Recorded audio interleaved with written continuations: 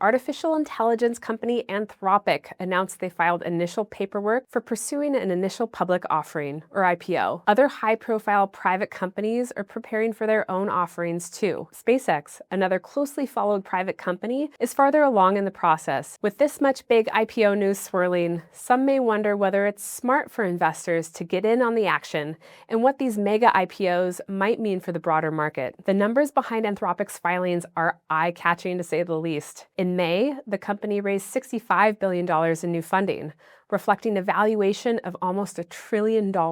Meanwhile, SpaceX is aiming to IPO with a current valuation of $1.75 trillion.